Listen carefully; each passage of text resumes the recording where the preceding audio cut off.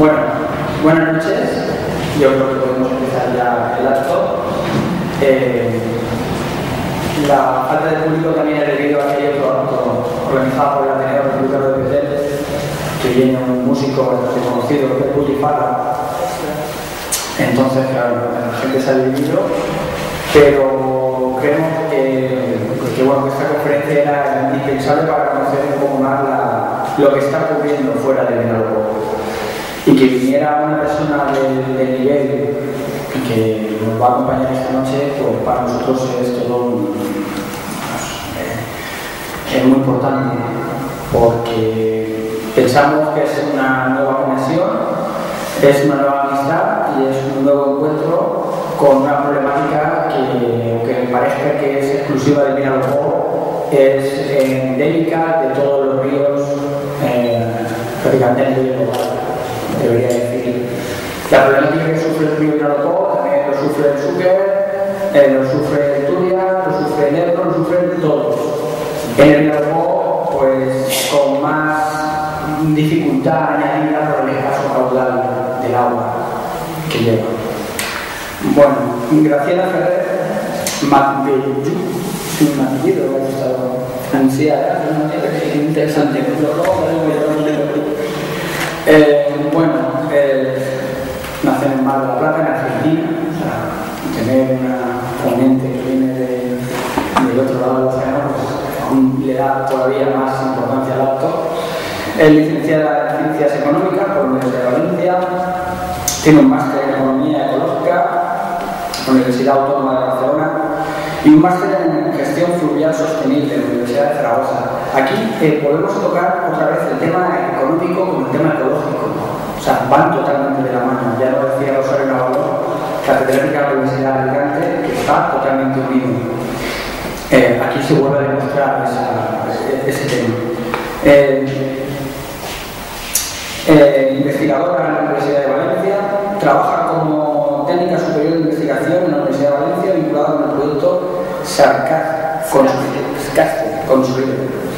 Y secretaria y coportavoz de Sugar View. Y también socia de la Fundación Nueva Cultura del Agua. Que bueno, Nueva Cultura del Agua también recoge el observatorio para la implementación de la Directiva Marco del Agua de la Fundación Nueva Cultura del Agua. Y bueno, ha trabajado en temas relacionados con el agua, con los ríos, publicaciones diversas, prácticamente diarias, muy solicitada para el tema fluvial a lo largo y ancho del País Valenciano. Y bueno, pues esta noche nos va a aportar su conferencia que se titula Los ríos mucho más que H2O, hacia una nueva cultura del agua.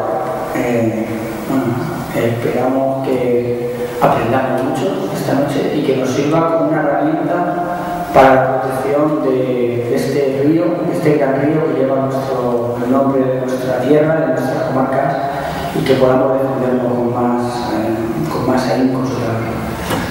Aquí os dejo con Graciela, que diréis. Vale, muchas gracias. ¿Os importa si estoy de pie? ¿No? Mejor. Bueno, el planteamiento de la charla no sabía muy bien cómo enfocarlo, porque he de ser sincera y yo no conozco el río Vinalopó realmente como para hablar del río Vinalopó. Mi río es el Xúquer, es el Júcar, es el río que conozco más cercano, sobre el que me he desvelado muchas veces haciendo alegaciones y esas cosas para ver que no lo desequen o que no le llegue tanta contaminación como muchas veces le está llegando, o problemas con los abastecimientos porque los acuíferos están contaminados por nitratos y plaguicidas, ¿no?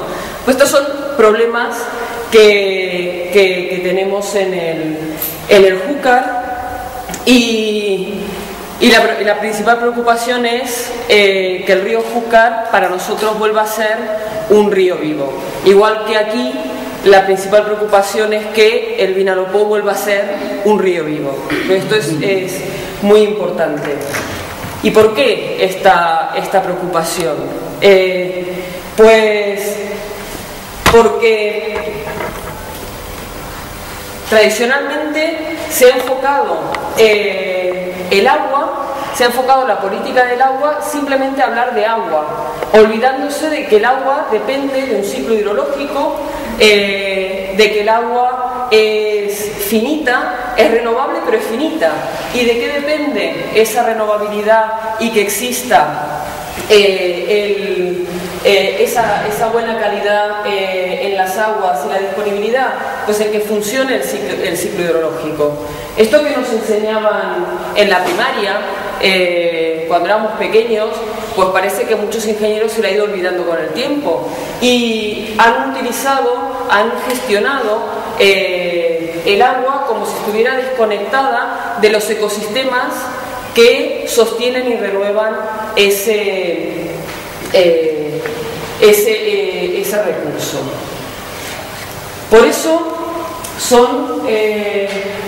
es fundamental volver a mirar los ríos no como canales de agua, como en los últimos 70 u 80 años se han estado mirando, sino como espacios vivos en donde interactúan seres vivos con el ciclo hidrológico. Y que el ciclo hidrológico funcione implica que requiere que los ecosistemas también funcionen, que exista biodiversidad, que pasen los procesos ecológicos necesarios para la supervivencia. Esos ecosistemas acuáticos pues, se manifiestan de muchas maneras, como ríos, como lagunas interiores y costeras, también como minas, surgencias, fuentes, manantiales, donde se conecta la parte subterránea del ciclo hidrológico con la parte superficial, y que es fundamental esta conexión porque muchos de los ríos mediterráneos deben un nivel de regularidad a esta conexión de las aguas subterráneas con las aguas superficiales. Aquí lo normal es que en verano no llueva en la vertiente mediterránea, y cuando no llueve, si el río depende solamente de las precipitaciones, pues tendríamos ríos que tienen caudales muy bajitos, tienen estiajes muy pronunciados, y al tener conexiones con los acuíferos, estas surgencias, estas aportaciones subterráneas, estos ríos tienen un mayor caudal base durante el verano y no llegan a secarse. Este es el caso, por ejemplo, del Júcar. El Júcar es un río bastante más grande que el Vinalopó.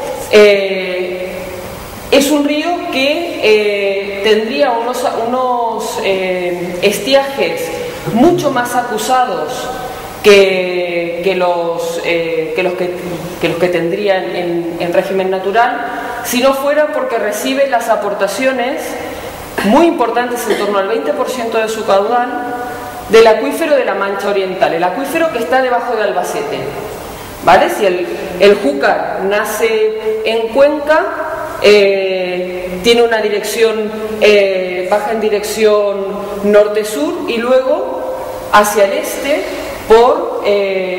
atraviesa la provincia, prácticamente atraviesa Albacete y entra ya en la Comunidad Valenciana, encañonado, y acaba en la ribera. En la ribera del Júcar, los regadíos tradicionales que datan del siglo XIII, siglo XIV, se servían de estos estiajes menos pronunciados, de tener bastante agua en verano, justamente porque funcionaba la conexión entre el acuífero de la Mancha Oriental y el río que pasaba por encima. Veremos más adelante que en los últimos 35 años esta conexión entre el río y el acuífero se perdió porque se está extrayendo demasiada agua del acuífero, por lo tanto los niveles piezométricos bajan y ya no hay surgencias hacia el río. Y esto ha hecho que los estiajes sean más pronunciados y que ahora se dependa de una manera muy significativa de tener embalses reteniendo el agua, porque si no, no se podría regar en verano, porque no había bastante caudal. De hecho, en épocas de sequía, tramos en el 94-95, un tramo de 40 kilómetros de río Júcar a su paso por Albacete se secó. Seco. Sí que se podía ir andando sin mojarse por el cauce del río. Por eso es muy importante las aguas subterráneas. Y luego otros ecosistemas fluviales que son fundamentales también son los estuarios y las zonas costeras. Esto que muchas veces hemos escuchado es que el agua del río se pierde en el mar. No se pierde en el mar, sino que es fundamental para la reproducción de los peces, de los cuales muchas veces dependen las pesquerías de las zonas costeras. Son ecosistemas fundamentales en esta interfase entre el agua dulce y el agua salada, ¿no? Dentro del ciclo del agua. Los ecosistemas fluviales son arterias naturales del territorio por las cuales circula agua, pero también circulan sedimentos, circulan nutrientes y sobre todo seres vivos que se transportan a través del agua, que migran, y que esta continuidad es fundamental, esta continuidad fluvial es fundamental para muchas especies, para la supervivencia de muchas especies. Por ejemplo, podemos pensar en la anguila, sin ir más lejos, ¿no? Y la conexión del río con el mar es fundamental, por ejemplo, para las anguilas, si no, no las tendríamos. Y por otra parte también son corredores ecológicos, geomorfológicos. Los ríos están modelando el territorio. Al cabo de miles de años modelan los territorios y conectan los ecosistemas de montaña con el litoral. Estos procesos que estoy comentando de conexión entre el interior y la costa, la fase terrestre del ciclo del agua tiene lugar en lo que denominamos, ese territorio lo denominamos cuencas hidrográficas. Los ríos además son sistemas muy dinámicos. No basta con que pase agua, tiene que pasar la que toca, cuando toca y de la manera que toca. En el gráfico de arriba veis, es un gráfico que relaciona los meses del año, de octubre a septiembre. Los años hidrológicos funcionan de octubre a septiembre, distintos años, y las puntas, los relieves, son los caudales que pasan por un río en estado natural.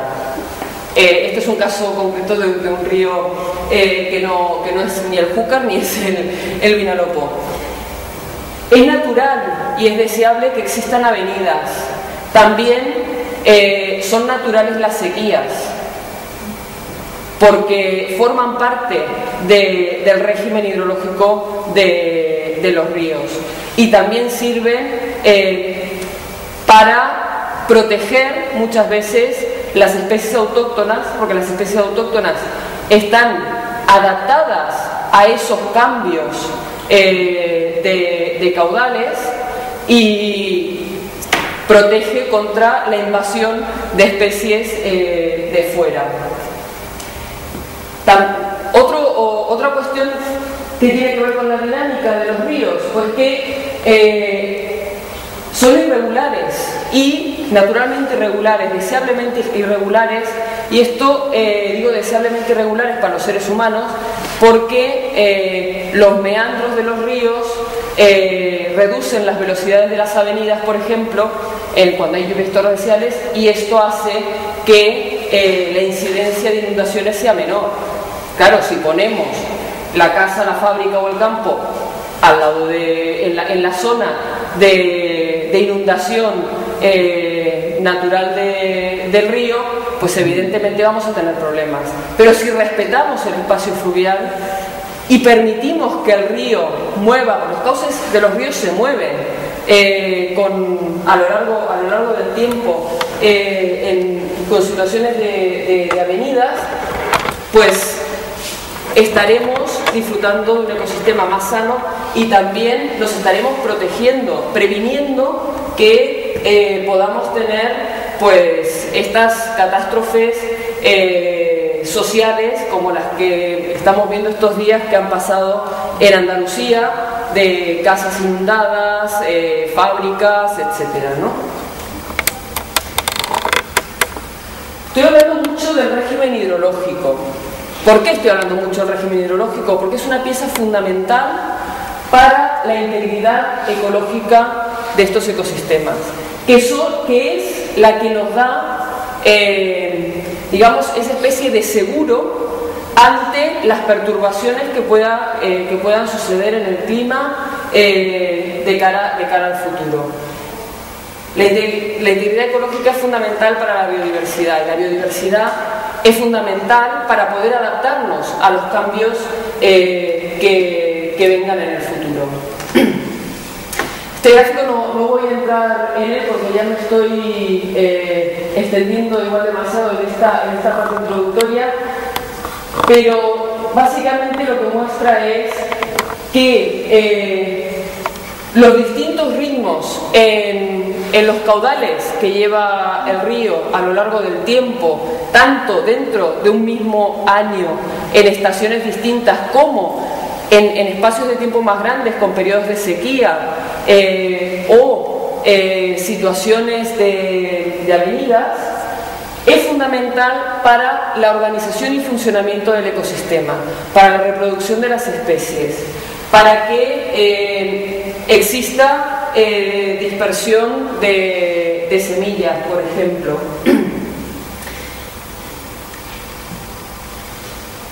Y como decía antes, la integridad ecológica es esa capacidad de los ecosistemas para soportar y mantener los procesos ecológicos claves y a una comunidad de organismos con una composición, diversidad, organización funcional,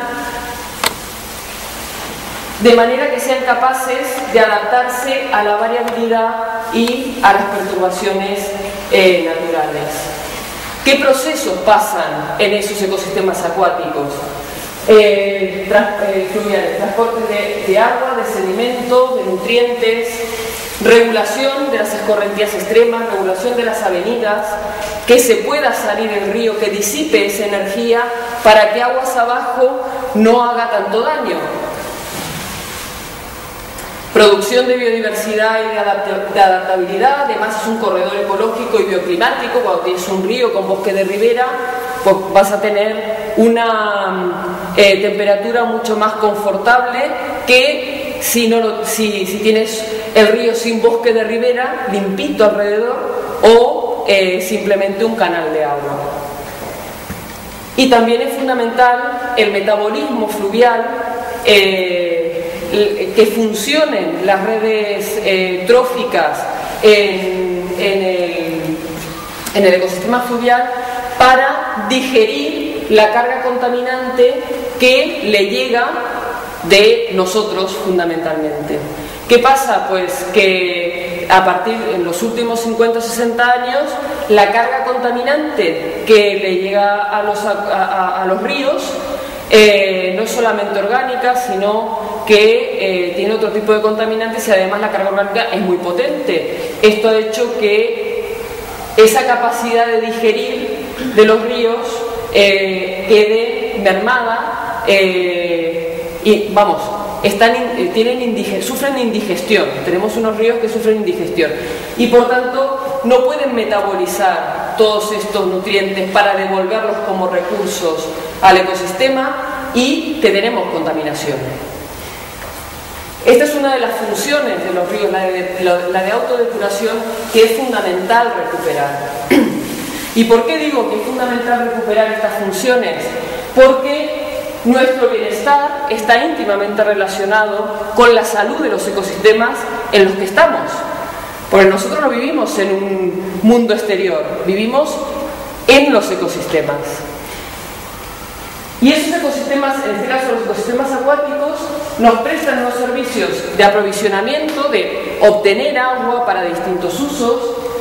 También nos prestan una serie de servicios culturales y estéticos que tienen que ver con el placer estético de contemplar un paisaje de agua, con usos lúdicos, bañarse, pescar, no sé, hacer fotografía, como las maravillosas fotografías que tenemos aquí rodeándonos, ¿no? También nos inspiran canciones, inspiran poesía, inspiran muchos elementos culturales que forman parte de la cultura de cada pueblo, de la identidad de cada pueblo, de los paisajes, del recuerdo que se transmiten de padres a hijos. Y además también nos proporcionan una serie de servicios que tal vez no los vemos tanto, que son los servicios de regulación y de hábitat, que, como decía, la autodepuración, la protección frente a avenidas o sequías, la regulación climática, el mantenimiento de la integridad de los ecosistemas, que estos servicios no los vemos directamente, pero son fundamentales para que podamos disfrutar tanto culturalmente como materialmente de los beneficios de esos ecosistemas, de los ecosistemas acuáticos. Bueno, unas fotos alusivas, este es de un río del Pirineo, Noguera de Tor, de distintos servicios vinculados con el río. Ay, perdón. A lo largo del siglo XX se puso el énfasis en gestionar el agua como un factor de producción. Y esto nos llevó a una especie de productivismo hidráulico que me gusta particularmente la viñeta del Roto. Dice, un paseo por el bosque. Y es simplemente mirar un montón de troncos acumulados, o sea, mirar solamente la madera. Un poco esta es por analogía lo que nos ha pasado con los ríos. En lugar de ver el río, vemos solamente el agua que se podía extraer de ella para usos fundamentalmente económicos. Y todo este productivismo hidráulico ha generado una serie de hidromitos. Como decía antes, el agua se pierde en el mar, o hablar de cuencas excedentarias y cuencas deficitarias, es como decir que a mí me sobra medio litro de sangre. Pues no, no me sobra. Es la que tengo y es la que necesito. Y si pesara 50 kilos más, pues tendría más sangre, y eso no quiere decir que fuera excedentaria en sangre, simplemente que soy de otra manera, que tengo otra constitución. Cuando se habla de cuencas excedentarias y deficitarias, digamos que lo que hay detrás es qué queremos hacer en ese territorio. Igual que cuando se habla de déficit estructural, el agua es la que hay y es la que ha habido siempre. Lo que sucede es que pretendemos realizar un modelo de desarrollo que no está adaptado al territorio y entonces se convierte en un déficit. También la manera de cómo enfrentarse a las sequías y a las inundaciones, embalses, trasvases, sobre todo en el caso de las inundaciones, hacer pantanos de laminación. Pero el problema igual no es tanto que el río se salga como que no ocupes el espacio sobre el cual sabes que se va a salir el río.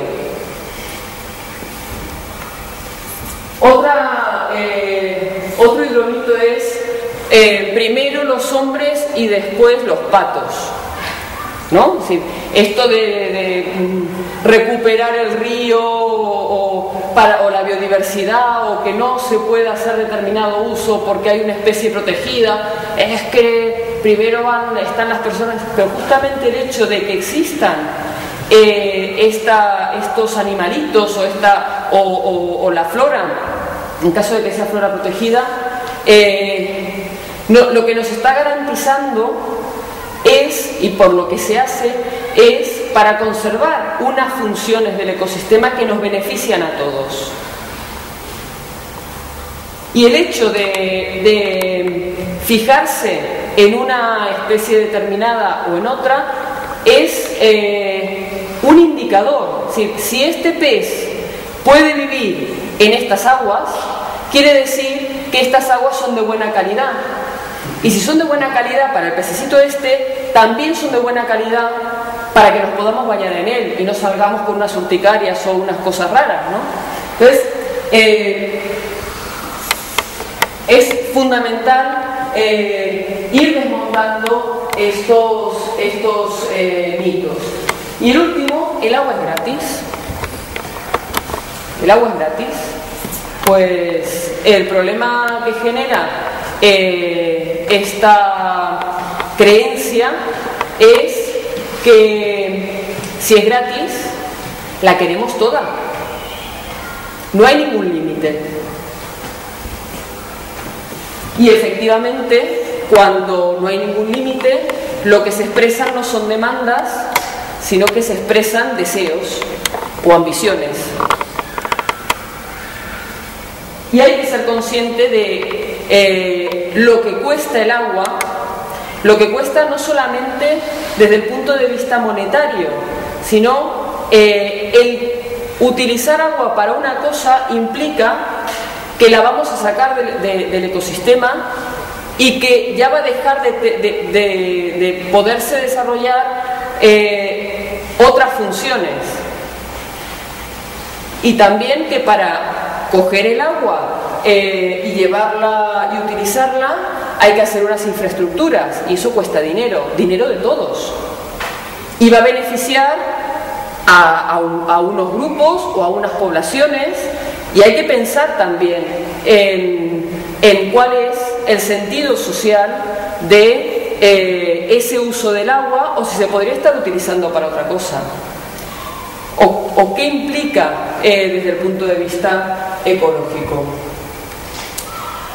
Este modelo de productivismo hidráulico se ha caracterizado por la sobreestimación sistemática de los recursos hídricos existentes cuando se hace la planificación hidrológica. Y aquí he puesto el ejemplo de la cuenca del Júcar, del río Júcar y afluentes, no toda la demarcación, sino río Júcar y afluentes. Y si nos fijamos, las últimas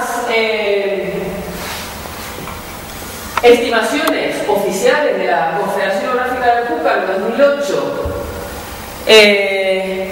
que son bastante más realistas respecto al agua que se ve y que podemos esperar que haya, son un 42% inferiores a las que considera como recurso el plan hidrológico del 97. Entonces, si yo considero que tengo un 42% más para repartir de lo que tengo, lo que ahora, desde luego, tengo son conflictos por todos los sitios, porque he estado repartiendo agua de papel, agua que no hay, y que con el cambio climático seguramente habrá menos. Además, es un modelo enfocado a las soluciones tecnológicas de incremento de oferta. No se cuestiona para qué el agua o qué sentido tiene el agua, sino utilizar el agua para determinadas cosas, sino quiero más agua, bueno, pues mire, el Roto lo explica estupendamente, dice, ese río me lo traen para acá, esas montañas me las llevan para allá y esos pueblos quítenlos del medio. Y el señor detrás contesta, sí, señor ministro de Medio Ambiente. Y también otro elemento que muchas veces se pierde de vista en este modelo de soluciones tecnológicas de incremento de oferta es esto que resume muy bien también el Roto, ¿no? Han intubado el río, dice, afortunadamente conservamos una grabación del murmullo del río antes de entubarlo.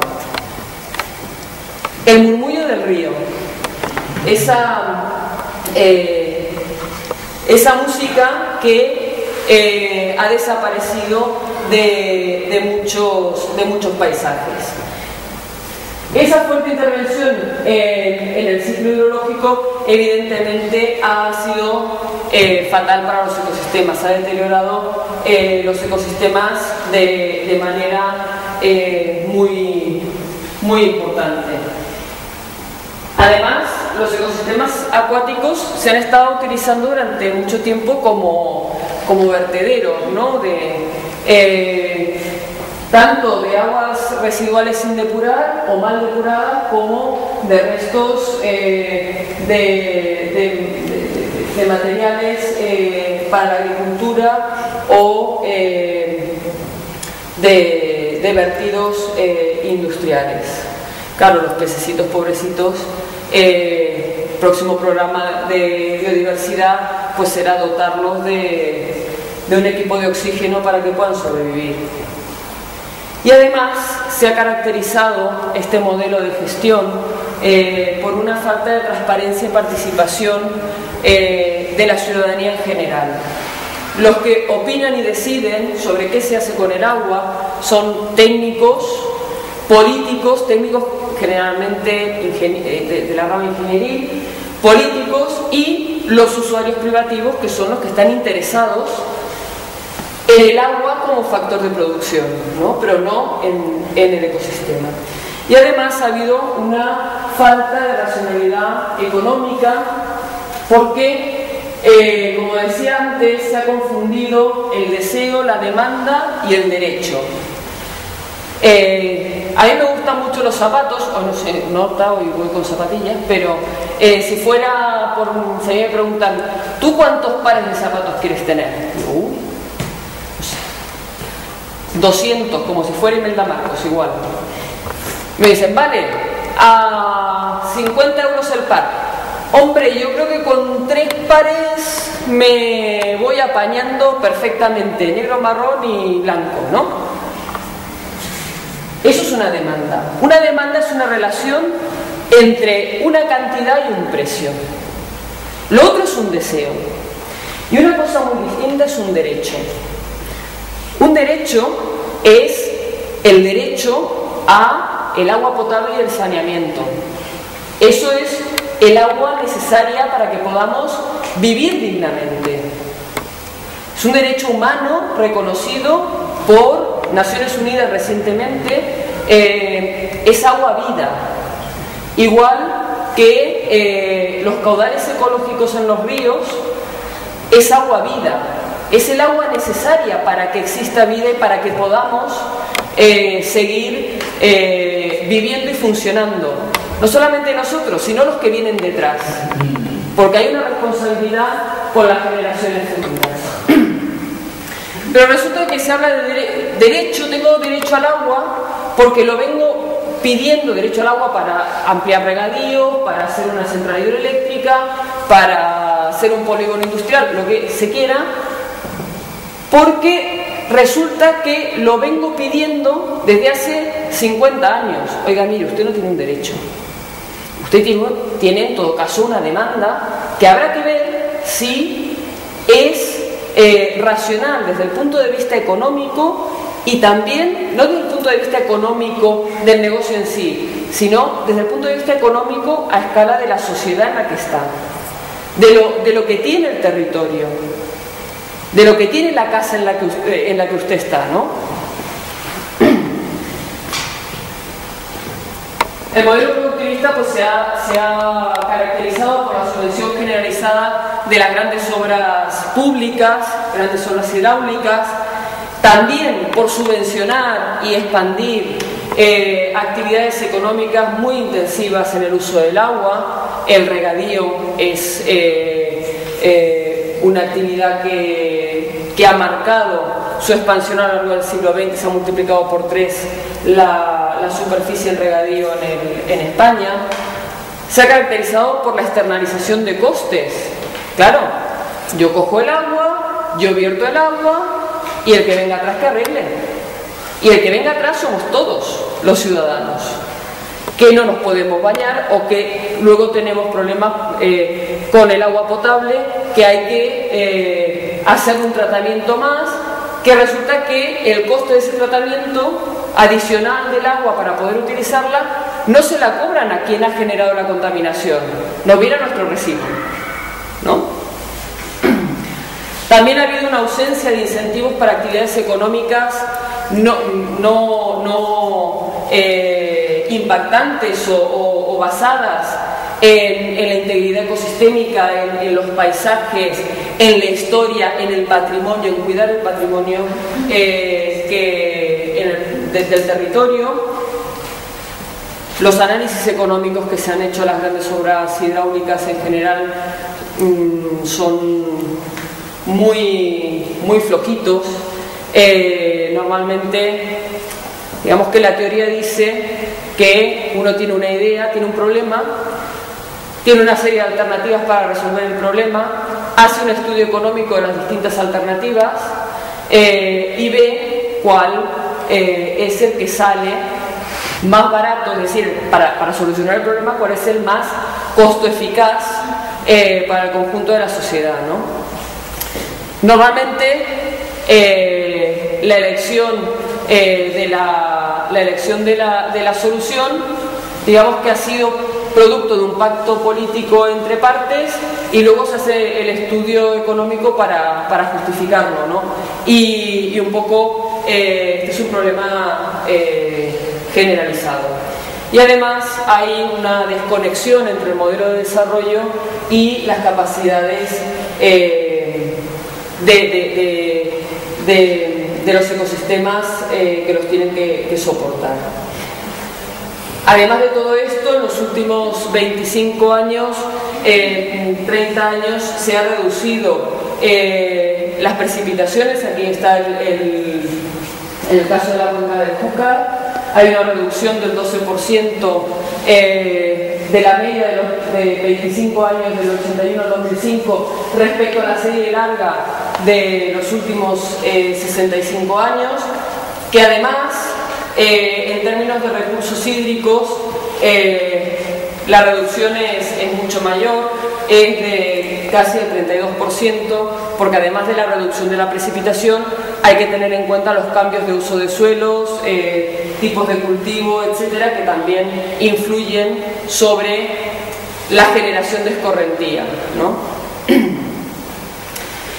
Y lo que vemos es que en el caso del Júcar, en los últimos 25 años, hasta Tous, que es la última presa que tiene el río, en la ribera alta del Júcar, lo que se había medido como circulante en el río, con los aforos, entre 1940 y 2006, la media, en 2005 la media era 1303.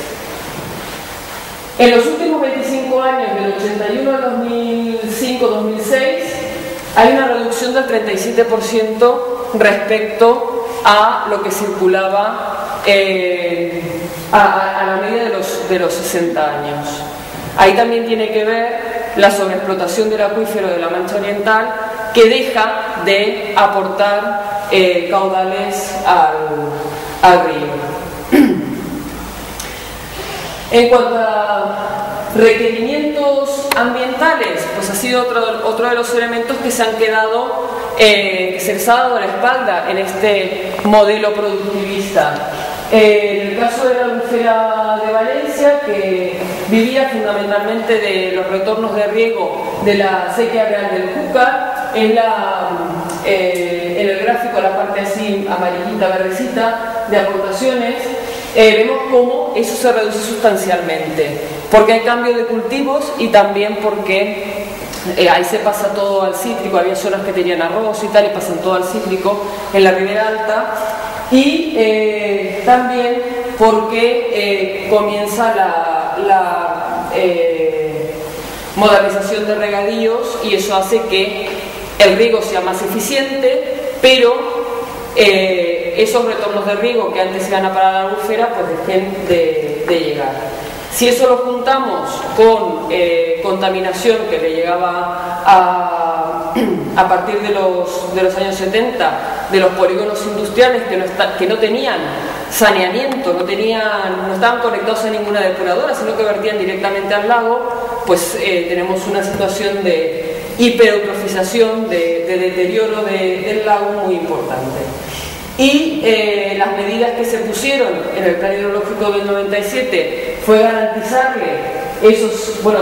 decir que le llegarían esos 100 hectómetros cúbicos que pone ahí, pero resulta que para que mejore, no ya para que sea un buen estado, para que sea un estado aceptable, ecológico de la albufera, hace falta que no le llegue nada de contaminación y que le llegue 2,5 veces más agua de la que hay, de la que está reconocida en la planificación.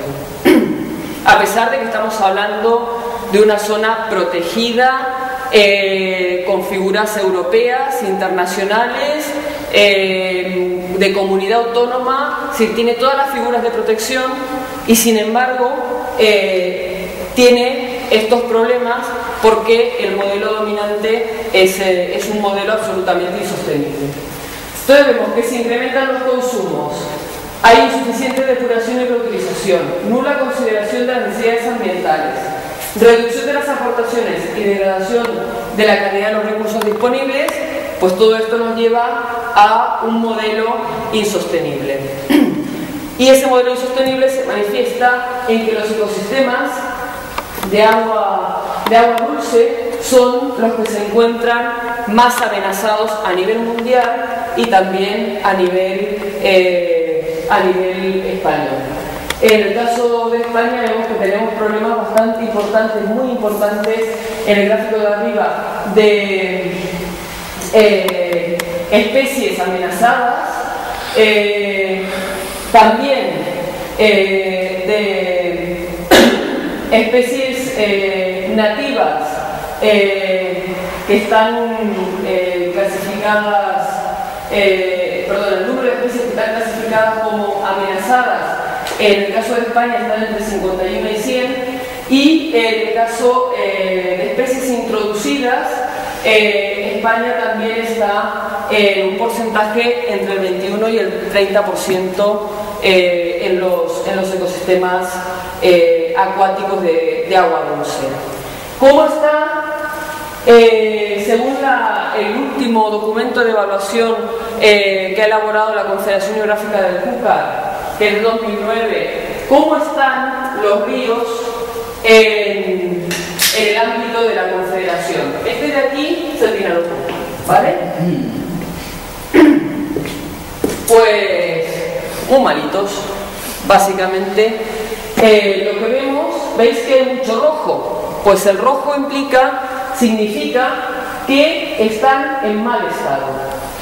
Están en mal estado ecológico y están también en mal estado químico. Es decir, que tienen contaminantes tóxicos y peligrosos que por encima de los umbrales que serían aceptables por la legislación.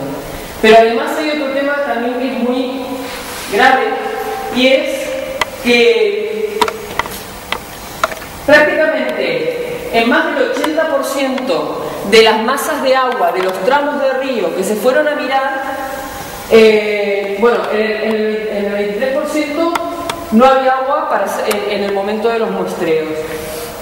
Y hay un 61% en el caso de la evaluación del estado químico de los ríos en la Confederación que no tienen datos. O sea, de más de la mitad no tienen datos sobre la contaminación química de nuestros ríos. Pero otra cosa que leyendo los informes uno se da cuenta, y es que esa clasificación que vemos de un 42% de los ríos que no alcanzan el objetivo de buen estado ecológico, no han tenido en cuenta para evaluar el estado ecológico si estaban los peces que tenían que estar. No han mirado los peces. Es decir, que eso que pone al principio, los 80 tramos que representan el 34% de los tramos en los cuales se ha dividido los ríos de la Confederación, esos 80 no quiere decir que estén bien, no quiere decir que tengan vida piscícola, porque ese indicador no se ha mirado. Es decir, puede que tengan diatomeas, pero igual no tienen peces. O tienen especies invasoras, pero no tienen los peces autóctonos que deberían de tener, ¿no? En cuanto a las aguas subterráneas, se mira por una parte el estado cuantitativo, es decir, si el acuífero está sobreexplotado. Como veis, el rojo son acuíferos que tienen problemas de sobreexplotación. Este grandote rojo del medio es el acuífero de la Mancha Oriental, que veis que está atravesado por el Júcar y por el Cabriel. Y luego estos otros que vemos aquí al sur, estos son los acuíferos del Vinalopó, los acuíferos del Alto y del Medio Vinalopó, que también evidentemente están en mal estado cuantitativo, están sobreexplotados. Y luego también se mira cuál es el estado químico de esos acuíferos. Y vemos que sobre todo las zonas costeras están afectadas por mal estado químico, fundamentalmente, en algunos casos por intrusión marina y en otros casos por la contaminación por nitratos y plaguicidas derivada de la agricultura intensiva que se ha desarrollado en las llanuras litorales. Además, un problema que tenemos y que es bastante peliagudo porque es complicado de resolver, es que el régimen hidrológico de nuestros ríos, en general de los ríos de la península ibérica, que están regulados, que tienen embalses de regulación, que retienen el agua cuando llueve y la sueltan en verano para regar o para servir a las zonas turísticas, que tenemos ríos esquizofrénicos. Llevan mucha agua, lo vemos aquí la línea negra, es el régimen actual que tiene el río Júcar aguas abajo de Alarcón, del pantano de Alarcón en Cuenca. Vemos que en invierno, otoño-invierno, lleva muy poquita agua. Y en verano, a partir de la primavera, a partir de mayo, hasta septiembre, lleva muchísima más agua de la que llevaría en régimen natural, porque es cuando se hacen las sueltas de agua para el regadío de la ribera de Valencia. ¿Y cuál sería el régimen natural del río? Pues el contrario, porque el Júcar tiene un régimen, lo podemos ver aquí, es la zona azul, que lleva la parte gorda de los caudales en invierno por porque es cuando llueve, cuando hay crecidas, y que va bajando la cantidad de agua a partir de primavera hasta durante el verano, que es cuando tiene los caudales mínimos. Pues tenemos el río funcionando al revés. Esto evidentemente implica que los pobres peces no se aclaren pues para la época de fresa, no tengan abrigos cuando son alevines, pues claro, se hacen sueltas y baja todo. Y estamos hablando del pantano Alarcón, que hace sueltas para regadío y tal. Imaginaros, por ejemplo, en el río Cabriel, las presas hidroeléctricas que hacen sueltas masivas diarias o varias veces al día para producir energía. En eso tienes el río prácticamente muy bajito, lo tienes seco, hacen una suelta, los pobres bichos no hay manera de que se aclaren. ¿Y cuáles han sido las consecuencias de estas cosas? Uy, ¿se ha acordado? No. Bueno, las consecuencias de estas cosas es una foto de... Eso es el caudal ecológico del río Cabriel. La presa de Contreras, y eso es el caudal ecológico, ese chorrito. Las consecuencias ha sido que, por ejemplo, la distribución histórica de la lorena del Xúquer, que es una especie endémica, como veis, está en prácticamente todos los ríos de la cuenca, y esto es lo que hay ahora. Lo que hay ahora, la población que existe, que subsiste con muchas dificultades, ¿no?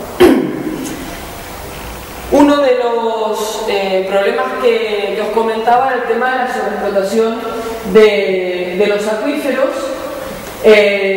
fundamentalmente en el caso de Castilla-La Mancha, en el caso de la zona de Albacete, el principal motivo fue captar las subvenciones de la política agraria común, y por eso puso en regadío de manera masiva con aguas subterráneas, extrayendo muy por encima de la recarga del acuífero. ¿Eso qué hizo? Pues que en lugar de drenar el acuífero hacia el río, pues ahora en algunas zonas drena el río hacia el acuífero. Y por eso, si no hay una suelta continua de agua, pues se seca. La afección del Xúquer, lo que os comentaba antes, agosto de 2006, en la zona de Cuasiermas, el mismo sitio en abril de 2008. El cauce absolutamente seco. ¿Qué pasa con este modelo? Pues que destruye los regímenes hidrológicos y la integridad ecológica, y eso genera mayor vulnerabilidad socioambiental y mayor conflictividad social. Y vemos que vamos perdiendo esos servicios que nos daban los ecosistemas, o que van empeorando en la calidad que tienen. Un tema que ahora está de mucha actualidad en la ribera del Xúquer, en la comarca, la ribera alta y la ribera baixada del Xúquer, es el deterioro de las fuentes de suministro de agua potable. Nos suministrábamos con agua del acuífero, cosa que es una gran idea, porque los acuíferos son mucho menos vulnerables a los periodos de sequía que el agua superficial. Pero resulta que tras 30 o 40 años de estar echando más nitrógeno del que toca, de estar echando más fertilizantes de los que tocan y plaguicidas y tal, pues hay un problema ya desde hace varias décadas por exceso de nitrógenos. Son los puntitos rojos que veis ahí. Básicamente, fijaros en los rojos y naranjas de los pozos de abastecimiento de agua potable de varios pueblos de la ribera.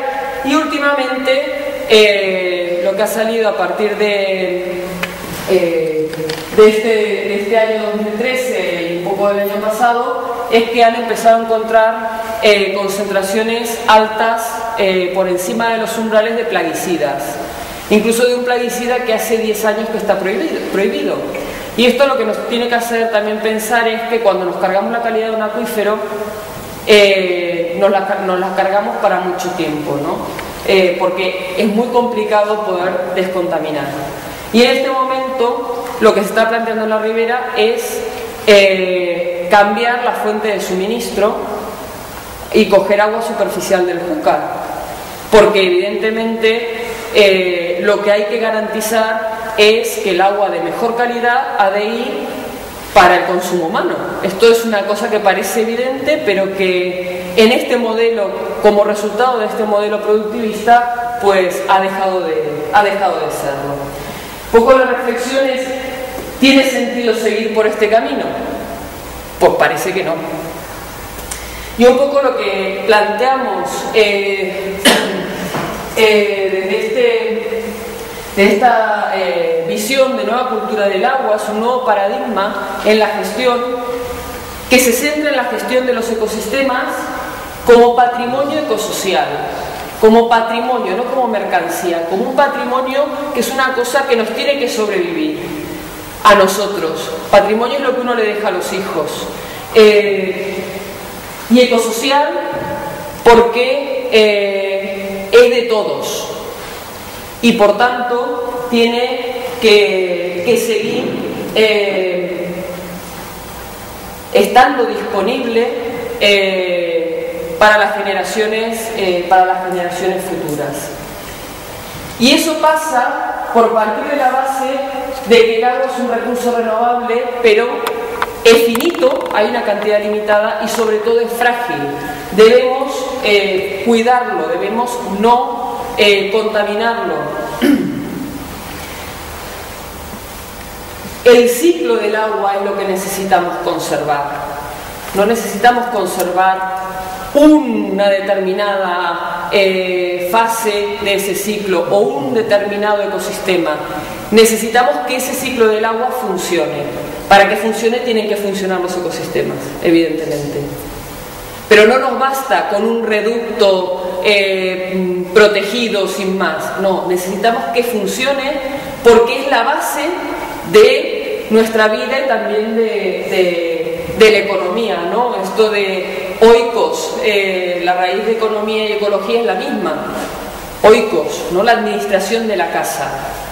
Pues igual que la administración de la casa es justamente la casa de todos, que es el ecosistema.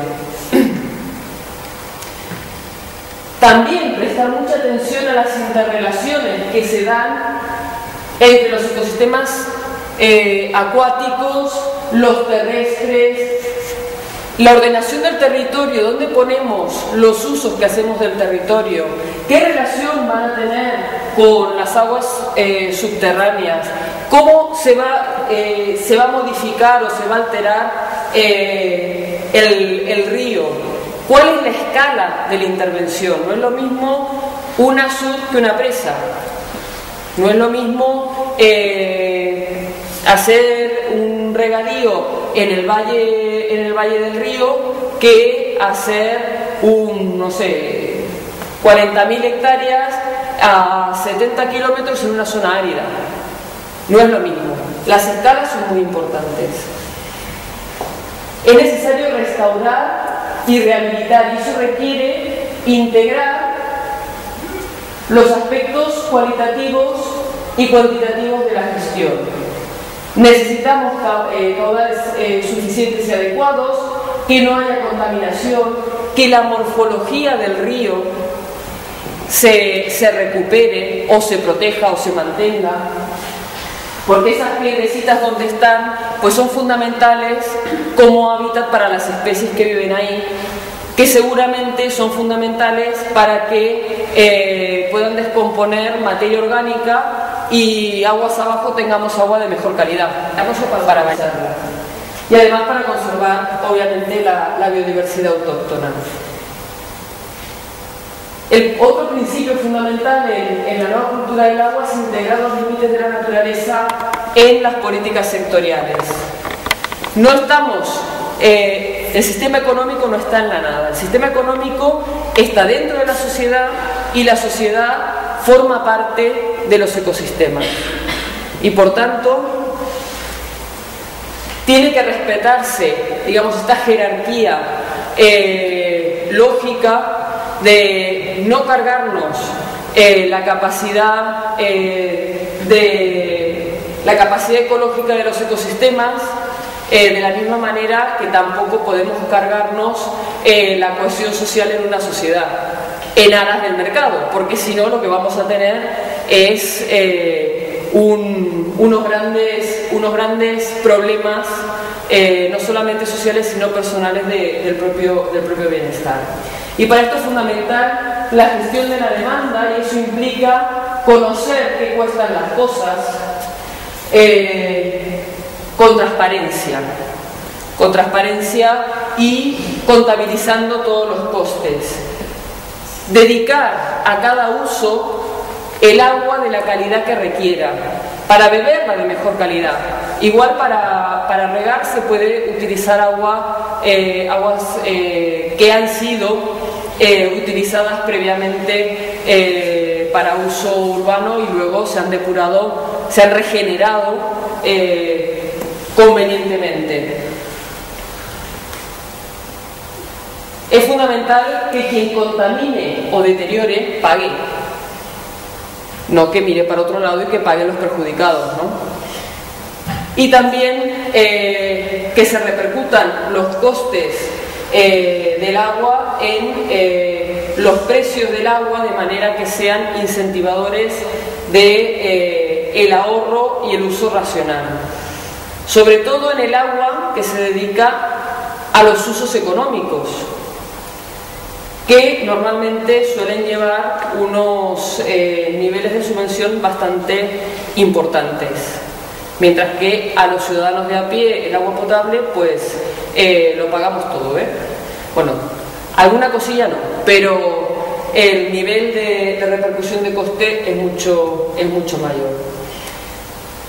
Es fundamental el control de los usos y también, ya que estamos el agua en España es un bien público, y por tanto para poder hacer un uso privativo te tienen que autorizar, te tienen que dar una concesión. Esta concesión no tiene ningún coste monetario, es decir, no te cobran por darte la concesión. Bueno, pues habrá que revisar si todavía se siguen cumpliendo los condicionantes de esa autorización o no. Y si no se cumplen, pues habrá que caducar la concesión. Habrá que revisar las concesiones, porque hay muchas concesiones que se dieron en su momento para regadío y que luego resulta que hay una urbanización. Entonces la función es otra, ¿no? Reducir la escala de intervención sobre el ciclo hidrológico, esto lo comentaba antes. Las escalas temporales y territoriales son muy importantes.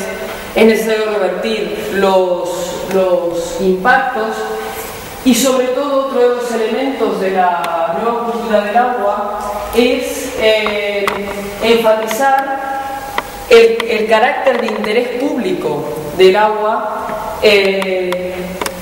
y por tanto que todos y todas somos partes interesadas.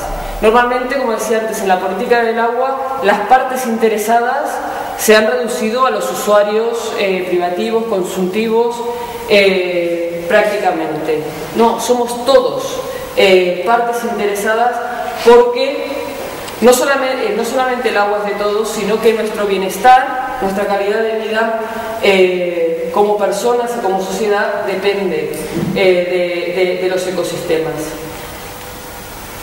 Obviamente es necesaria la transparencia en la información, es decir, una cosa que suelen decir los técnicos de la Confederación, por ejemplo, cuando se ha estado tramitando el Plan Hidrológico de Cuenca, es: hombre, sí, pero no le vas a preguntar a la gente el caudal ecológico si es de 0,25 o de 0,55.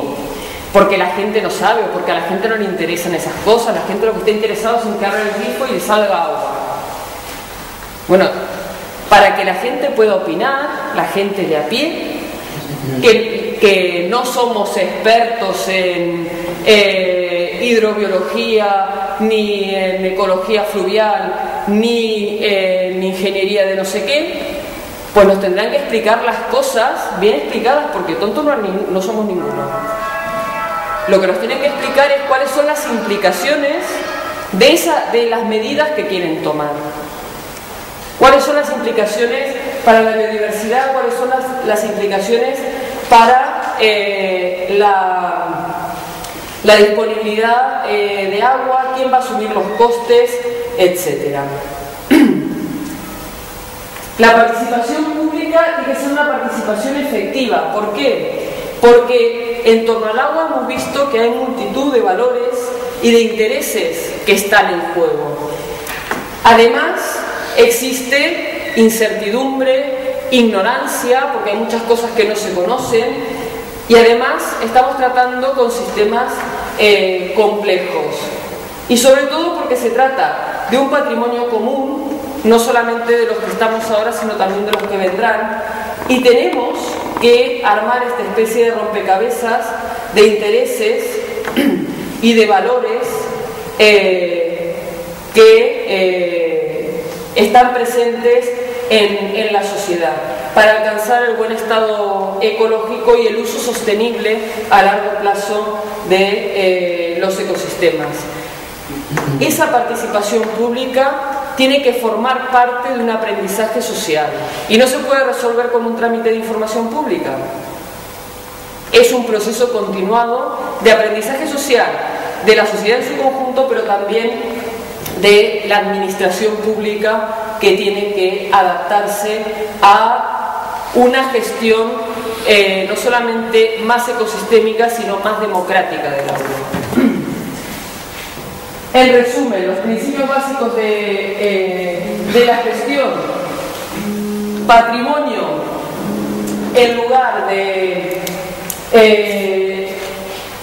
considerar el agua una mercancía, minimizar las alteraciones del ciclo hidrológico, recuperar la funcionalidad del ciclo hidrológico de los ecosistemas, una gestión estratégica de los fenómenos extremos.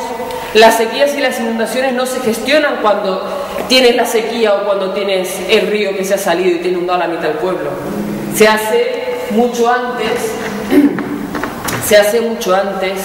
cuando, en el caso de las sequías, cuando no hay sequía, en periodo de normalidad, limitando los usos, no yendo al estrés máximo de la posibilidad de abastecimiento, porque cuando tengas una sequía no vas a tener plan B.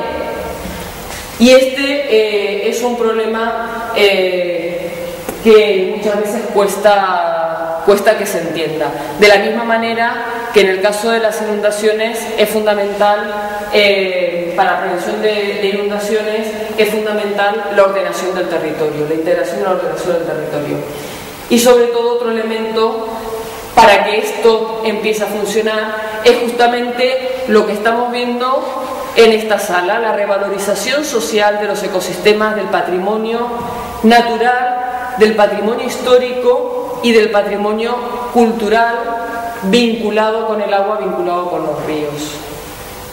Esto, que es la iniciativa pues a pulmón, ¿no?, de la gente de aquí, de ciudadanos que se han puesto de acuerdo y con mucho esfuerzo y mucha dedicación pues han generado esta exposición que a mí personalmente me ha dejado muy gratamente impresionada. Sería una de las cosas que tendrían que empezar a hacer las confederaciones hidrográficas o las agencias de agua, para explicarle a la gente qué es el río, qué pasa en el río, qué implicaciones tienen las decisiones económicas o políticas que se toman que parece que no tienen nada que ver, pero resulta que al final sí tienen mucho que ver con luego lo que tenemos, el río que podemos disfrutar o el río que, río que tenemos que sufrir, ¿no? Como resultado de ese cambio de paradigma en el modelo de gestión, pues menor vulnerabilidad y por tanto también mayor capacidad de adaptación ante los impactos previsibles del cambio climático sobre los recursos hídricos, que en toda, por lo menos en el ámbito de la Confederación Hidrográfica del Júcar, pues es a menos precipitación, menos recursos hídricos, precipitaciones más torrenciales, periodos de sequía más frecuentes y por tanto menor disponibilidad de recursos. Es necesaria esa transición desde esa vieja cultura del agua, vieja por obsoleta, no porque sea antigua, porque es del siglo XX fundamentalmente, hacia una nueva cultura del agua, que no quiere decir que esté llena de novedades, sino también que hay que recuperar la conexión que generaciones anteriores han tenido con el entorno en el que vivían. Que cuando veían el río, como vemos en muchas de las fotos que hay aquí antiguas, no era solamente el agua que pasaba y que había que sacar para regar, sino que era un sitio donde bañarse, donde lavar la ropa, donde estar, donde disfrutar. La Directiva Marco del Agua es una oportunidad para esa transición de la vieja cultura del agua a la nueva cultura del agua que estaba hablando hasta el momento. El primer punto, el considerando 1 de la Directiva Marco del Agua, en la exposición de motivos, y es una declaración de intenciones. El agua no es un bien comercial como los demás, es un patrimonio que hay que conservar y proteger como tal. Es decir, hemos pasado del agua, factor de producción, a el agua, ecosistema, patrimonio, etc. Tiene muchas limitaciones porque es una norma europea que es decir, legislación, no es perfecta, pero es un avance muy significativo respecto a lo que era la política del agua hasta el momento. Se articula en torno a considerar el agua integrada en el territorio, finita y frágil, vital para los seres vivos y un patrimonio ecosocial. Por lo tanto, los principios para su gestión tienen que basarse en el principio de sostenibilidad.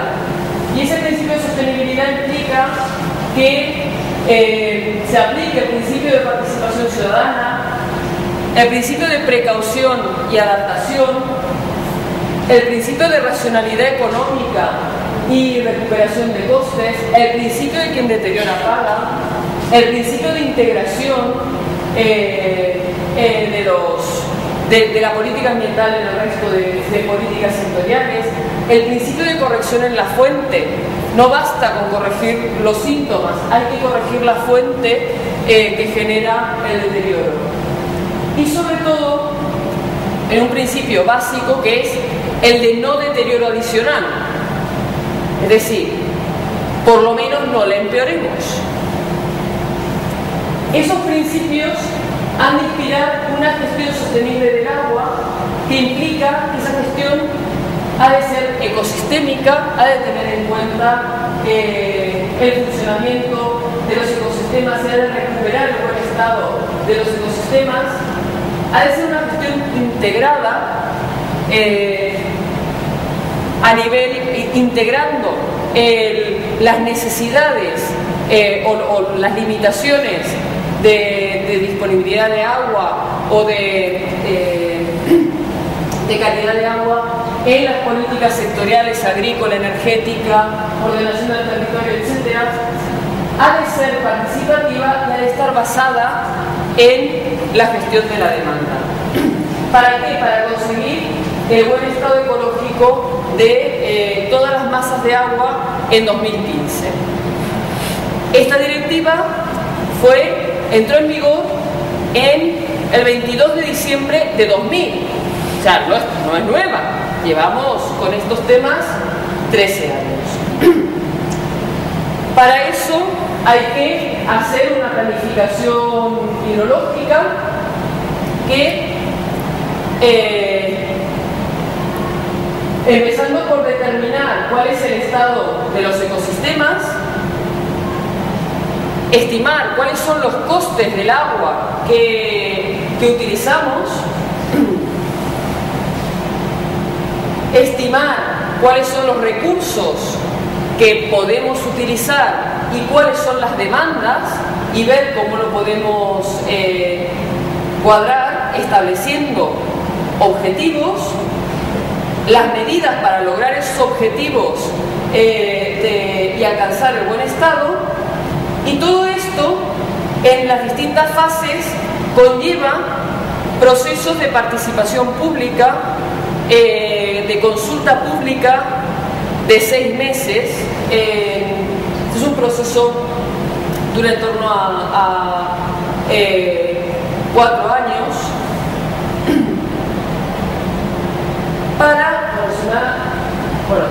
para que los ecosistemas acuáticos poder conservarlos como patrimonio ecosocial para el futuro. Esta es la penúltima transparencia, porque seguro que me he pasado muchísimo del tiempo. Es el calendario de implementación de la Directiva Marco del Agua. La directiva no solamente establece los objetivos y que hay que hacer un plan, sino un calendario para aplicar, para hacer ese plan. En diciembre de 2003 se tendría que haber traspuesto la directiva al ordenamiento jurídico español, a la Ley de Aguas. Esto se hizo, pero de una manera incompleta. En el caso de la demarcación del Júcar, a día de hoy no tenemos cuál es el ámbito territorial de la demarcación hidrográfica del Júcar.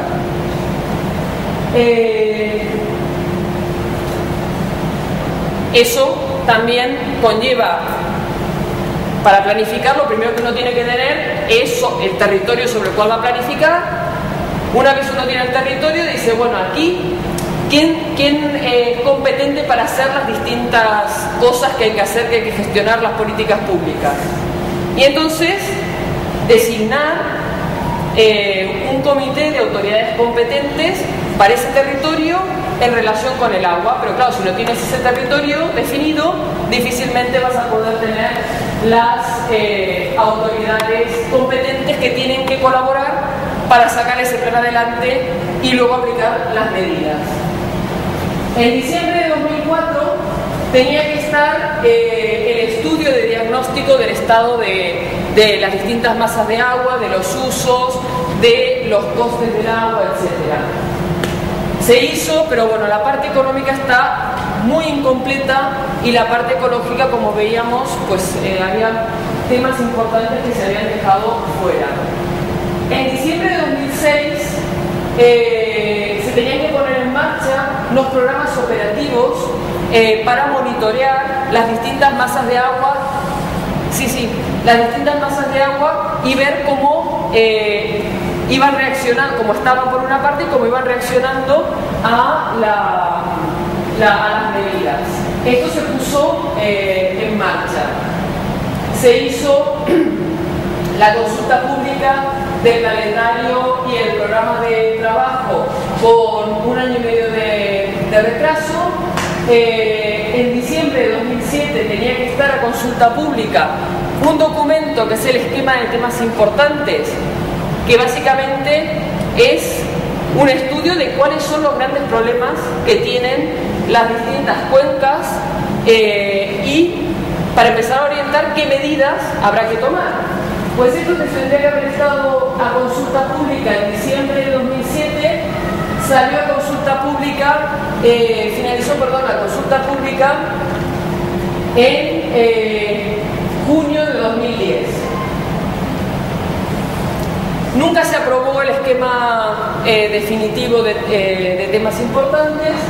Teóricamente, en diciembre de 2008, como muy tarde, había que tener la consulta pública de los borradores de plan de cuenca para poder hacer alguna modificación y tenerlos aprobados en diciembre de 2009. Pero esto está pendiente, todo lo demás está pendiente sin fecha en nuestra demarcación.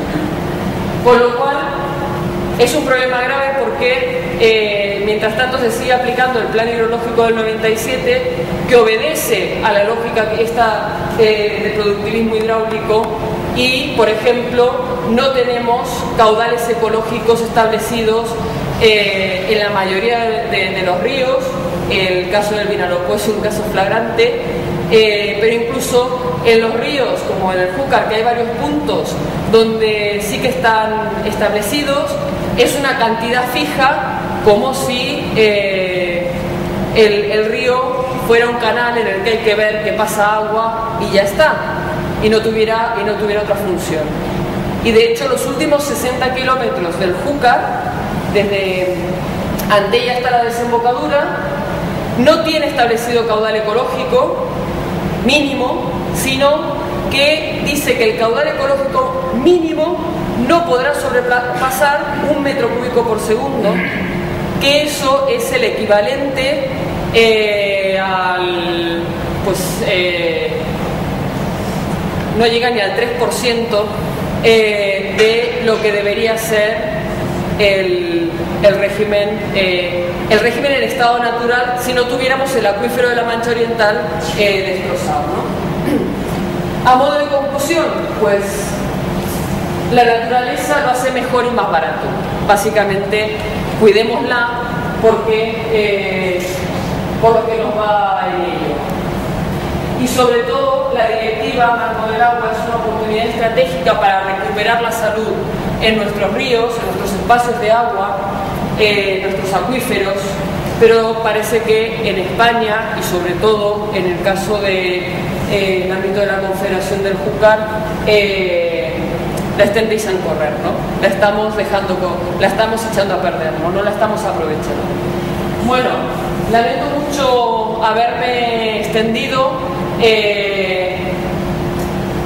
He puesto demasiadas diapositivas en la presentación y os agradezco muchísimo la paciencia en escucharme, y sobre todo a los compañeros de Encuentros del Vinalopó ofrecerme la oportunidad de compartir este rato con vosotros. Muchas gracias, estoy a vuestra disposición.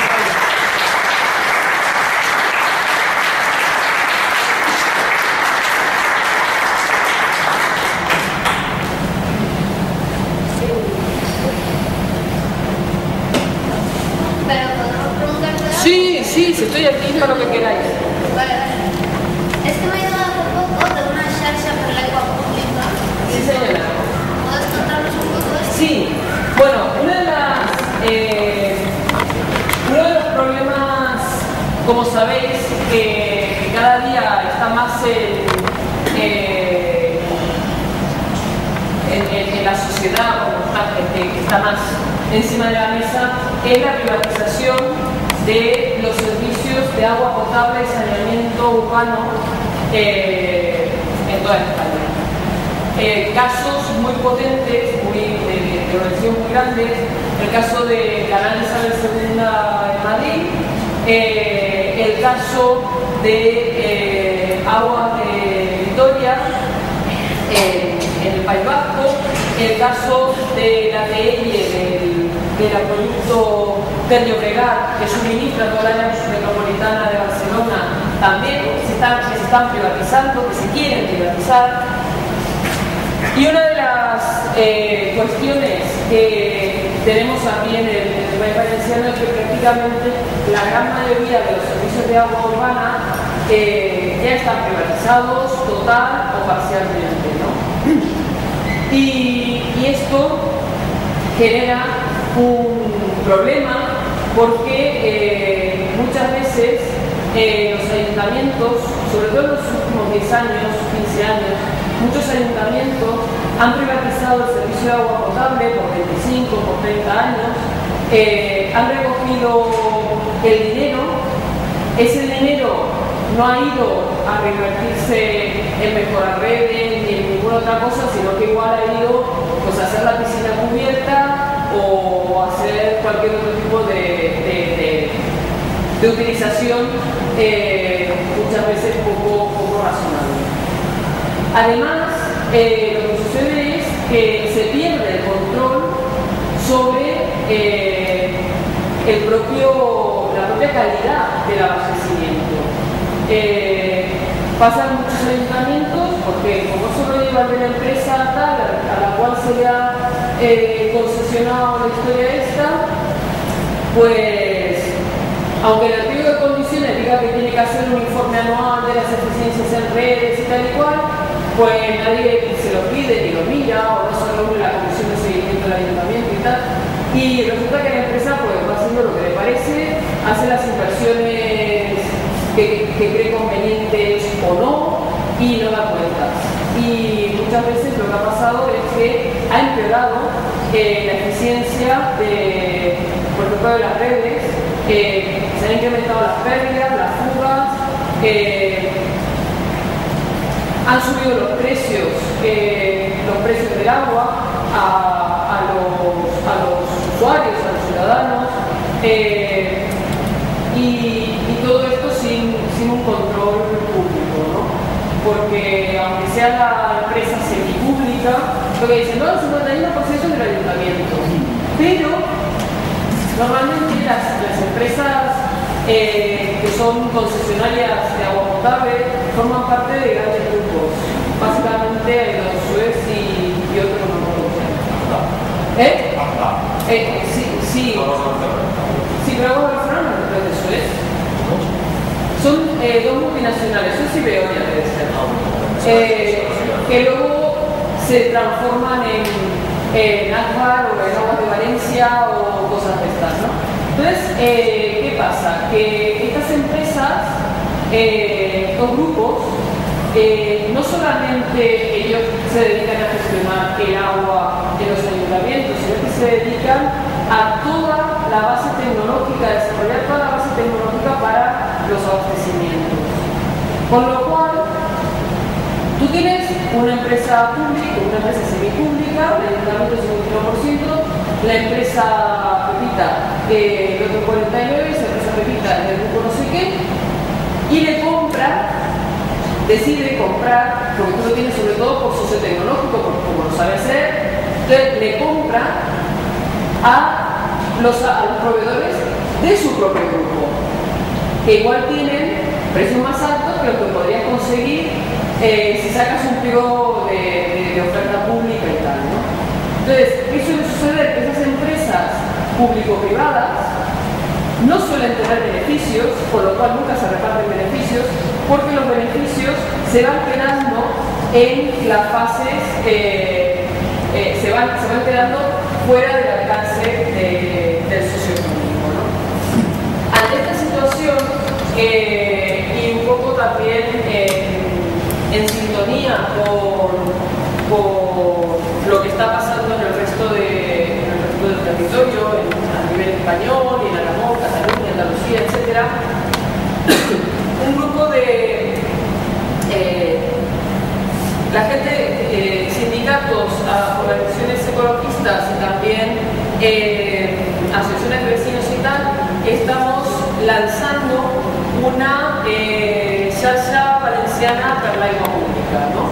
Que básicamente pues nos hemos juntado más en Valencia, pero lo ideal es que se generen nodos en este sentido en Alicante y que sientan las voces en todos los territorios.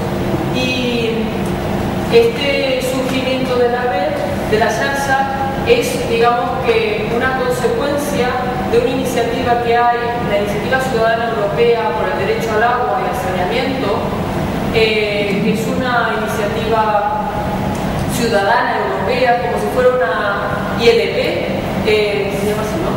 Sí. Iniciativa Legislativa Popular, pero para el Parlamento Europeo. y la Comisión Europea y luego el Parlamento. Y esto está promovido por la Asociación de Sindicatos Europea, junto con otras organizaciones, y aquí en España lo ha lanzado fundamentalmente, han empujado esto Comisiones Obreras, UGT y Ecologistas en Acción a nivel estatal. Entonces, se trata de entrar a una página web que es Right to Water,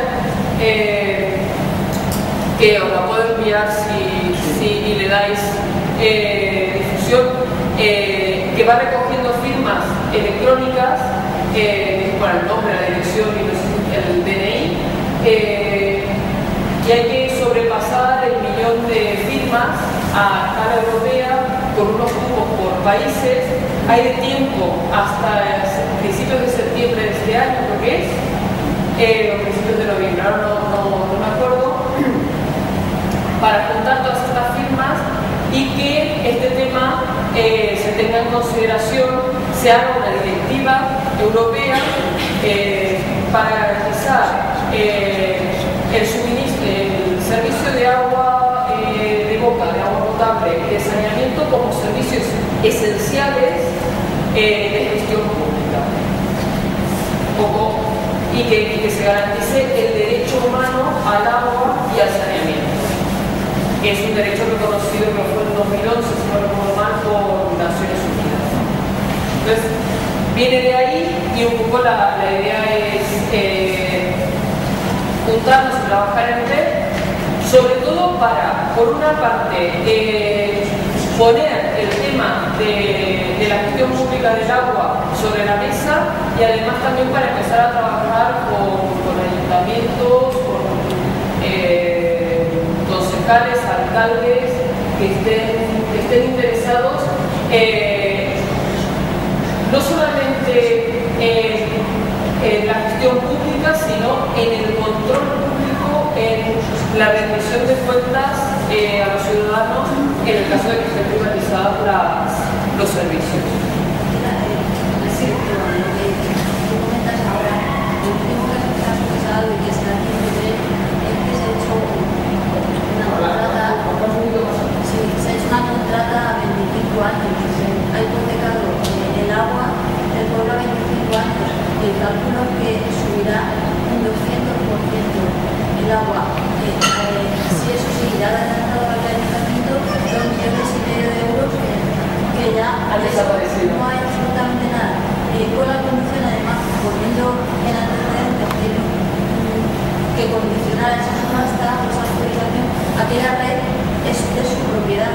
¿De propiedad de la empresa? De parte de la red, a la hora de emplearla, la mayoría es de ayuntamiento, pero parte de la red mejorada es que después de tantos años la parte de la empresa. Entonces, lo que tú dices y añadiendo, es que eso se ha llevado a los tribunales, ese recurso, y se ha desestimado. O sea que es algo un poco impotente, es algo que a veces no puede luchar contra ciertas cosas que están Eso también está ocurriendo ahora mismo en Pinoso. En Pinoso el agua también se quiere privatizar y más o menos llevan los mismos alimentos y las mismas cantidades, ¿no?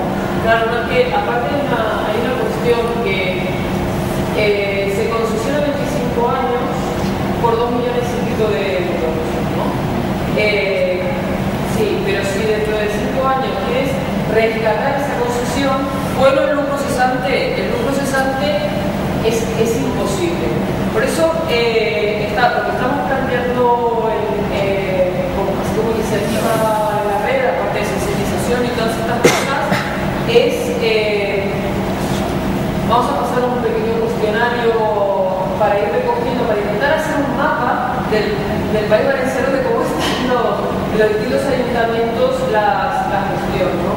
Y también para desarrollar estrategias, pues el que no lo tiene privatizado, que no lo privatice, que el que lo tiene privatizado, pues qué márgenes hay de poder exigir y controlar los pliegos de condiciones está. Lo que pasa muchas veces, es decir, no que te vayan a devolver, no la parte fundamental del contrato, pero sí que eso a lo que se han comprometido a cumplir de eficiencia, de inversiones, de nada, que realmente lo hagan. Y una cosa es la idea, intentar avanzar en ese camino y sobre todo empezar a difundir que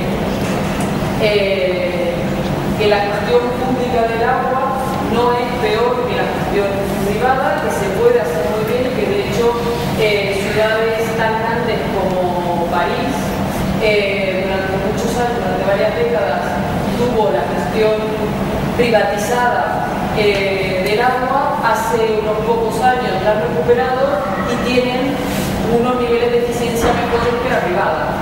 Y tienen, aparte ganan dinero, es decir, que el beneficio que puede generar ese servicio, la prestación de ese servicio, no se va a una multinacional, sino que revierte en inversiones para todos, no para la ciudadanía. Ya, ¿te parece una respuesta también que llega? Ay, sí, perdona. Yo creo que me ha respondido con fotografías y demás. Yo soy gestor de agua, desde hace 20 años, yo soy gestor urbano, luego agrícola, y estoy aquí principalmente por los ecosistemas mundiales, no soy amigo de esta gente. Y yo tengo la sensación de que después de 20 años que no funciona nada. Y la sensación que tengo es que, menos mal que habéis comentado de la Sarjano, como no existan estos foros, de la cual la gente que lo esté involucrada, se involucre y esté informada, yo no le veo solución a esto. Yo tengo ya ganas de retirarme de los foros agrarios, de los foros, porque no puedo del foro urbano hasta dentro de las áreas civiles, y de ese yo no le veo solución porque me da la sensación que la gente está muy desinformada y lo que has comentado no sabe lo de la DNA que está desde el año desde hace 13 años, es que no funciona. Yo no entiendo por qué. Y el rompecabezas que has sacado tampoco te va a encajar, es que no encaja nada. Y te da la sensación de que no tiene clase. Luego se te entiende la cosa. Se lo dejamos muy mal, ¿eh? La gente debería saber que no funciona nada de nada. Y el foro político, que es el que debería poner cierto orden, yo lo veo muy despistados y muy poco involucrados. Es un sistema.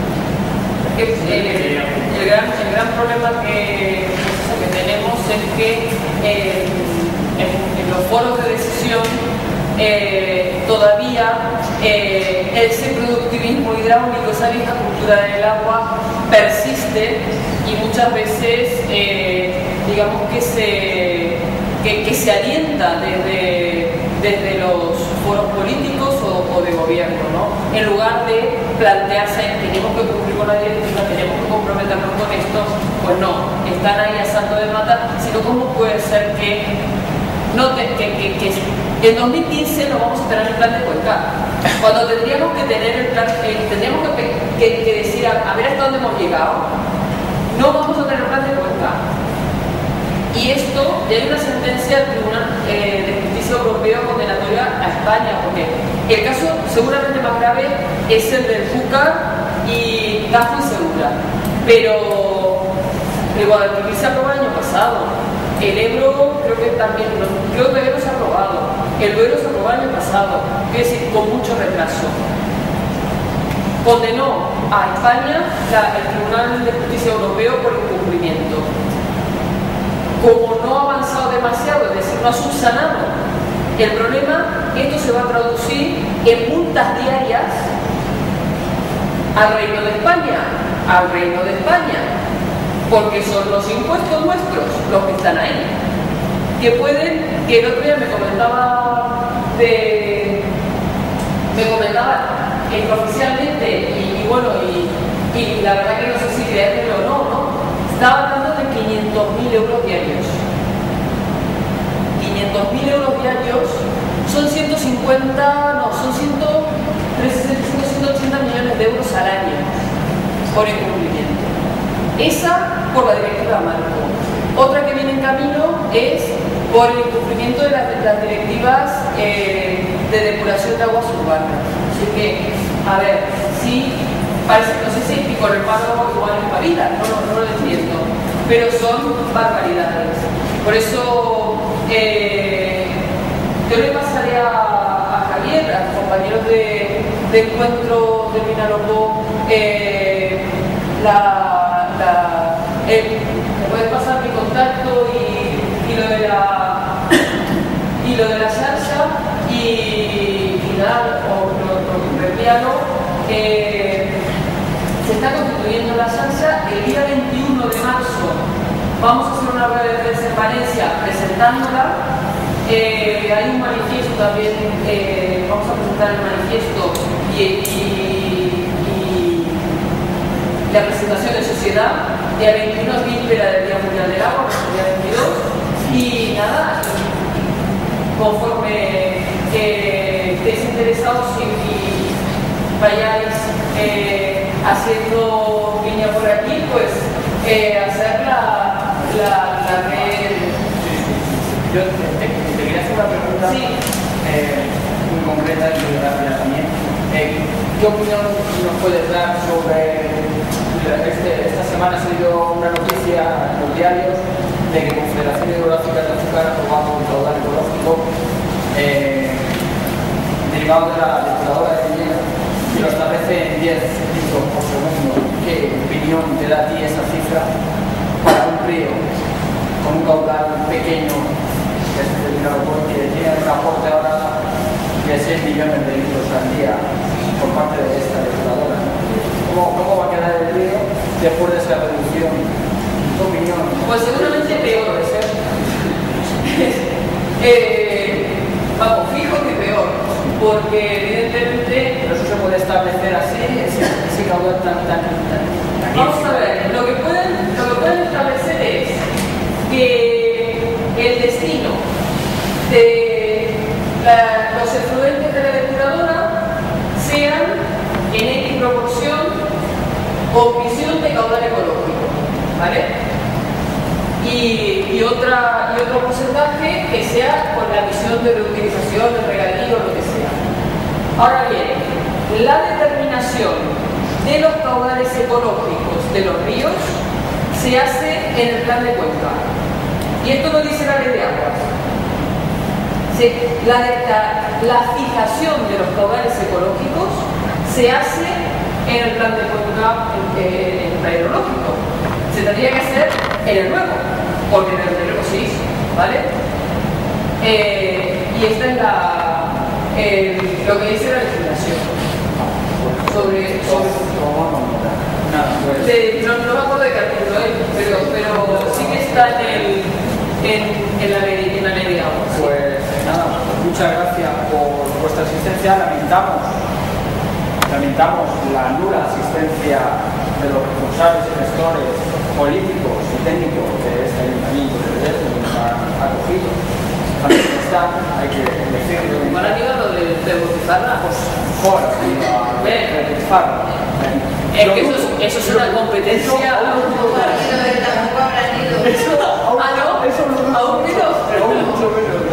Pero bueno, hasta muy bien porque nos has abierto un poco los ojos y nos has dado una visión bastante catastrófica de lo que está ocurriendo, pero también esperanzadora con la nueva cultura del agua que están haciendo y que está ahí. ¿Qué estáis haciendo nueva cultura del agua, vosotros, aquí. O sea, esto es nueva cultura del agua. Ya lo sabemos. Esto es nueva cultura del agua. Y la nueva cultura del agua es una cosa que se hace desde abajo, ¿no? Es muy difícil desde una administración cambiar el chip, porque es un chip que ha funcionado durante muchas décadas. Pero esto de hoy es hacer nueva cultura del agua. Todo este esfuerzo que se refleja en esta exposición, de conocer el río, de acercarse a él, de ver qué alternativas y qué cosas se pueden hacer, eso es nueva cultura del agua. Eso es un cambio de paradigma, un cambio de cultura y un cambio en la mirada hacia los ríos. Son otras gafas, mucho mejores, El nombre de la asociación que queremos hacer en un sitio es un libro donde se refleja un paisaje protegido gracias a una lucha de muchos municipios, de varios municipios de la zona y de mucha gente que en su día pues, plantó cara a un plan energético catastrófico y que como resultado pues, fue la declaración del paisaje natural protegido de la Sierra de Ciernudo y este libro que recoge toda la fauna del siglo de los años. Pues Está sí. dedicada a la comunidad de colaborar Pues sí, estoy encantada, os agradezco mucho el libro porque me va a ayudar a conocer un poquito mejor este territorio que todavía no conozco, pero que bueno, tengo muchas esperanzas de conocer,